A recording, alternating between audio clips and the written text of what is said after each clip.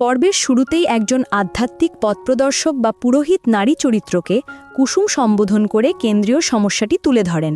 ভিডিওটি ব্যাখ্যা করে যে তাঁর স্বামী আয়ুষের জীবন বাঁচাতে গেলে তার শাশুড়ি, যিনি দেবীমা নামে পরিচিত, এবং কুসুম উভয়কেই সম্মিলিতভাবে আত্মত্যাগ ও প্রায়শ্চিত্ত করতে হবে। উপস্থাপক বিস্তারিত জানান যে মায়ের এই সংগ্রাম হবে অভূতপূর্ব এবং কঠিন ব্রত পালনের মাধ্যমেই তা সম্ভব।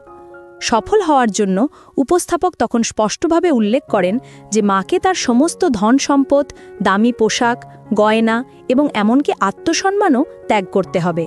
এই ত্যাগের অঙ্গ হিসাবে তাকে তার উচ্চ মর্যাদা ছেড়ে মাটির কাছে নেমে আসতে হবে এবং ভিক্ষা করে খেতে হবে। ভিডিওটি জোর দেয় যে মায়ের পূর্ণ আত্মসমর্পণের মাধ্যমেই সন্তানের প্রাণরক্ষা সম্ভব এবং এর সঙ্গে স্ত্রীরও প্রায়শ্চিত্ত প্রয়োজন। এটি আসলে মনের পরীক্ষা। এরপর বক্তা কুসুমকে নির্দেশ দেন তার প্রায়শ্চিত্তের প্রকৃতি সম্পর্কে।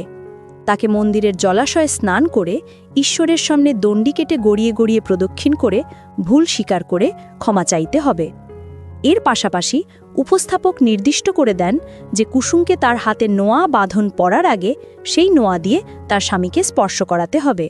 মায়ের ব্রত পালনের সবচেয়ে কঠিন অংশ হল আঁচল পেটে 11টি বাড়িতে ভিক্ষা চাওয়া, সেই ভিক্ষালব্ধ অন্ন দিয়ে ঠাকুরের ভোগ তৈরি করা এবং সেই প্রসাদ সন্তানকে খাওয়ানো।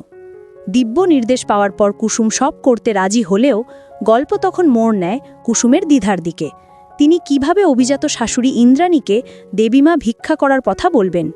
এরপর হাসপাতালে খলনায়িকা দেবলীনাকে দেখা যায়, যেখানে আয়ুষ জীবন মৃত্যুর সঙ্গে লড়ছেন। প্রতিপক্ষ ষড়যন্ত্র করে কুসুমকে হাসপাতাল থেকে সরাতে চায়, কারণ সে মনে করে কুসুমের উপস্থিতি তার আয়ুষকে শেষ করার পরিকল্পনায় বাধা সৃষ্টি করছে।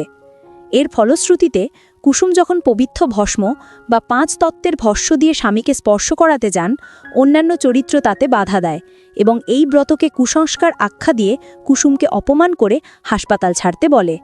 তবুও কুসুম সরে না এসে দৃঢ়ভাবে ঘোষণা করেন যে কেউ তাকে থামাতে পারবে না। দৃশ্যটি পরিবর্তিত হয় কুসুমের একটি গভীর আবেগপূর্ণ মুহূর্তে, যেখানে কুসুম আয়ুষের পাশে পৌঁছান। বক্তা উল্লেখ করেন যে কুসুম নিজের ভুলের জন্য অনুশোচনা করেন এবং দৃঢ় প্রতিজ্ঞা করেন যে তিনি আয়ুষের কিছু হতে দেবেন না। তিনি জোর দেন যে আয়ুষ কেবল তার স্বামী নন, তিনি তার বিশ্বাসের প্রতীক। এদিকে ভিডিওটি দেখায় যে মা ইন্দ্রাণী তীব্র মানসিক যন্ত্রণায় ভুগছেন এবং বিভ্রমে শিকার হচ্ছেন। তিনি আয়ুষকে সুস্থ দেখতে পান যে তার কাছে খাবার ও মাথায় মালিশ চায়। পরিবারের সদস্যরা তার মানসিক অবস্থা নিয়ে চিন্তিত হলেও দেবলীনার মতো ষড়যন্ত্রকারীরা এই সুযোগে তাকে মানসিক আশ্রমে পাঠানোর এবং আয়ুষের জীবনাবসানের পরিকল্পনা চূড়ান্ত করে। বক্তা উপসংহারে বলেন যে ষড়যন্ত্রকারীরা দৃঢ় প্রতিজ্ঞ যে আয়ুষ যেন পরের সকাল দেখতে না পান। তবে শোকে বিহ্বল মা ইন্দ্রাণী অজান্তেই সেই আধ্যাত্মিক ব্রত পালনের দিকে এগিয়ে যান। তিনি ভগবানের কাছে আকুল প্রার্থনা করে ঘোষণা করেন যে তিনি আয়ুষকে সুস্থ করে বাড়ি ফিরিয়ে আনতে সবকিছু ত্যাগ করতে রাজি আছেন এবং সমস্ত শাস্তি মাথা পেতে নিতে প্রস্তুত, যা পূর্বের ঐশ্বরিক নির্দেশের সঙ্গে হুবহু মিলে যায়। পর্বের শেষ অংশে কুসুম ইন্দ্রাণীকে সেই ব্রতের কথা জানাতে মরিয়া হয়ে ওঠেন।